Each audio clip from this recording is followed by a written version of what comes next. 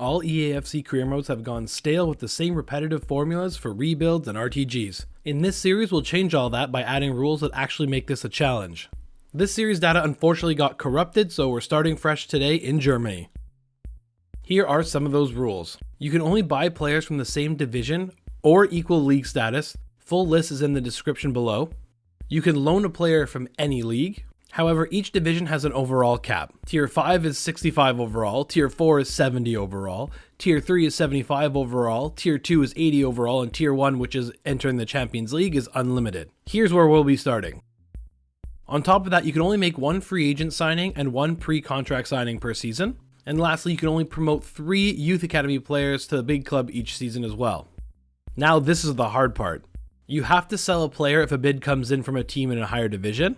For example, if you're in Tier 3 and an offer comes in from a Tier 2 or Tier 1 team, you have to agree to terms for that player.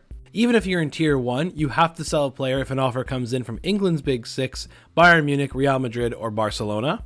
And you can only turn down an offer 2 transfer windows from when a player was bought. I think the game does that for you anyway, but just in case it doesn't, you have the option to turn it down. We'll be starting this career mode rebuild with FC Magdeburg. It was a suggestion from Pennywise down in the comments, so let's give this team a go. I've always had fun in the Bundesliga, so we're starting in Bundesliga 2 and trying to make it to the top tier.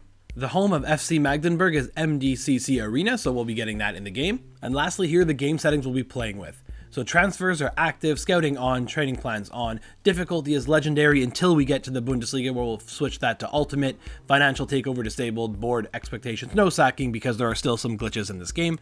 Match half length will be 5 minutes, again legendary. Youth tournament match length will be 3 minutes. Youth player quality will do on the current overall, not the potential overall. I've enjoyed the simulation gameplay so far, so we're going to leave it on that. Training, we have it on manual plus automatic because there are some glitches if you change that, so I'm going to leave that as is. And we'll leave a little bit of a bonus for leaving our youth players in the youth academy, so we don't just promote players who can help us right away. Let's get them developed in the youth academy. For transfers and scouting, obviously we're going to leave that on active. Transfer approach is strict, and we also have our rules that we have in place to make this even more of a challenge. And finally, board expectations, again, no sacking because, of course, glitches. International job offers on, European competitions on, and financial takeover disabled. The man for the job will be Tommy Stroot. I love the in-game managers, so we've chosen him. He's actually led FC Twente to a championship in the Netherlands, so let's see if you can do the same in Germany. This is the formation we'll be using for FC Magdeburg. We'll be going with the 4-1-2-1-2. The issue with this team is that they have a real surplus of wingers that we'll probably have to adjust, and the other issue we'll take a look at now. The other issue with this team, as we take a look at the squad hub, there are only 9 of the 31 players who are signed to longer than 12 months. That means a lot of our budget will be going just to re-signing players, forget bringing in new ones. Taking a look at this budget, we only have £3 million to use. This means at least half of this budget will probably be going to just retaining the players we already have. Hopefully we can sign some of the surplus wingers that we have to bring in some extra cash. Taking a look at our youth squad, nothing really stands out here. Aaron Arnold has the highest overall at 56, which obviously isn't great, but the one we want to focus on here is Javier Gilano. This guy has 72 to 94 potential. Hopefully it reaches more to that 94 end spectrum. However, we will have to wait a long time as he is only 14 years old. It looks like the one thing we have going for us is that we at least have a 5-star scout. Normally, I'd probably fire him and try to hire something more of our caliber, but at the same time, I don't think I'll have the funds to do that. So we're going to be using K. Beck here as our scout going forward. And we'll be sending him out right away to look for a left back, a right back, a center mid, and a striker. Hopefully he can bring us back something special and relatively soon. So the first player we'll be bringing in is a strong left back who's 72 overall rated. We have used our only free agent move to get Bogdan Mikhailichenko. Hopefully I said that properly. He comes in at a 72 overall rating, and he's immediately the best player in our squad, so it's a pretty good start to the offseason. The next man coming in the club we were able to get at an absolute steal. It's Benjamin Kremeshi from Inter Miami. The 19-year-old American comes in for a $1.25 million transfer fee with a sell-on clause of 1%, so that really doesn't make a difference. And the last player we'll be bringing in is one for the future in Sydney Rebager. We did have to overpay for this one because Braunschweig did not want to let him go, but he did have a release clause, which we did meet because this guy, I think, could be absolutely dynamite. So we paid 2.4 mil. We did have some money left over, and how we got that money, I'll show you right now. Here is how we were able to afford the transfer moves that we made. Xavier Amici went to Dusseldorf for 1.5 mil. Herbert Bockhorn went to Besiktas for 1.3 million. And Mo El Hakouri went to Hamburg for 1.3 as well. This is probably it for the players we'll bring in this first window, but with the rules that we set, we never know when we can lose our next player, so we'll have to keep an eye on that. After the transfers we made, I've made a tactical preset change and we went to pressing, as well as changing to a 4-3-3. I think this will help going forward. With the change of formation, these are the player roles I've assigned. I think a lot of the creativity in this team will come from Barashatik on the left wing and Benjamin Kremeshi in the center of attacking midfield. Taking a look at the calendar, you can see that the preseason friendly tournament did not go well, but that's fine. That's never a big focus for us. The extra $1 million would have been nice, but that's okay. Our first competitive game is against Hertha Berlin in the DFB Pokal tournament. I don't think we'll be giving too much focus to this cup this season because the focus is getting to the Bundesliga. Taking a look at August, it is a packed month with 5 games. September is, well, only 3 games, so that's another big thing I love about the Bundesliga. Not too many games, not too much of a packed schedule, so this is good. So without any further ado, we'll jump into the highlights. So here we go. We're going to start off with a home game for our Bundesliga 2 season. Starting off, as you can see, that'll be the focus as Hertha Berlin gave us the boot from the cup tournament with a 4-0 defeat. The season wouldn't start off much better as Hertha would go in for a tackle here. It looked to be late, but nothing too bad. But apparently the referee has seen this as a red card offense. And FC Magdeburg are down to 10 men. Tommy Stroot can't believe it. Not the start he wanted to his season. And that was almost immediately costly as Rondowski would be in on goal. But thankfully his shot goes off the post and Magdeburg are able to clear it. Then right before half, Teixeira would be played with the ball over the top and he takes it on the half volley really well to give Magdeburg the 1-0 lead even though they're down to 10 men. And into extra time, it'd be 2 substitutes as Ito takes a shot on goal. It's saved initially, but Leipertz is there to bury the rebound and give Tommy Stroot his first win as Magdeburg coach, even down to 10 men. Next up would be another home match against Jan Regensburg. Magdeburg would look to continue their winning ways, and it was a very dominating performance, but 0-0 into the 87th minute, where Krempicki puts the ball past the keeper to make it 1-0. And then just to add some insurance, Rieberger would play the ball in. It's headed back to Nolan Berger, who gets the ball in again. Leipertz goes for the scissor kick. It doesn't work. But then Attic with an early goal candidate for goal of the season, making this game 2-0 as well and sealing another 3 points for FC Magdeburg. Up next would be a big test with Hamburger SV away. This is one of the better teams in this league, and it would be them with the first chance of the game. But it's a big save by the Magdeburg keeper. That would cost them as they dominated most of the game, but here on the counterattack, Magdeburg got basically one good chance this game. Krempicki would delay the ball up, find Attic, who squares it for Teixeira, who scores his second goal this season, making it 1-0. We look to make it 2 as Attic again plays the ball into Teixeira, but his open header goes wide. A big chance for Magdeburg to seal this one, and unfortunately they couldn't do it. It's still 1-0. And Hamburg would make to look them pay, but it's a big save again by the keeper, and Magdeburg try to get the ball away, and a shot blocked, and they're able to hold on to the 1-0 win on the road. Biggest win of the season so far for Tommy Stroot and his men.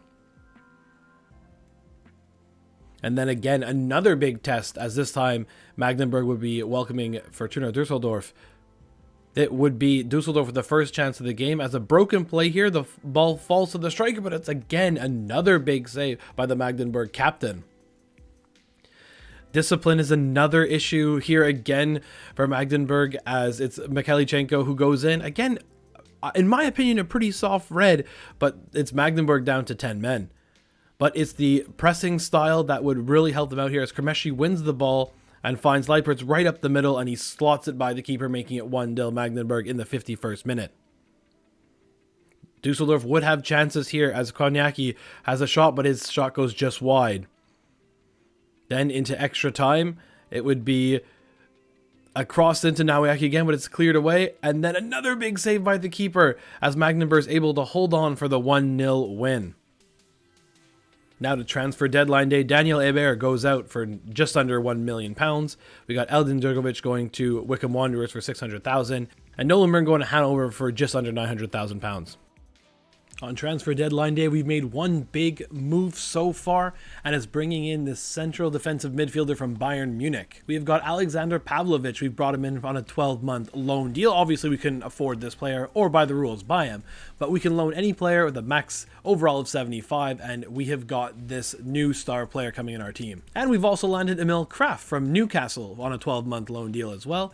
He's a right back rated at 73 overall, but he might be a better center back. So we had some, yeah, it says he's a 75 overall center back, so that's a pretty big move as well, just to have some extra depth in defense. Looking at some of the quick sim results, we had a 1-1 draw against Darmstadt. There was a 2-1 win over Karlsruhe, hopefully I said that right, and a 2-1 win over Cologne. That was a first versus second place game, so huge win.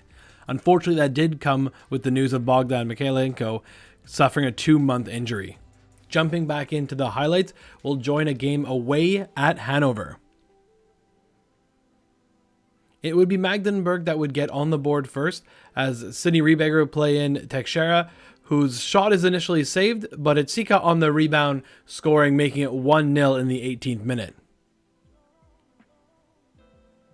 There would be another chance here for Teixeira to be played through by Kremeshi. He's going to go far post and make it 2-0 Magdeburg.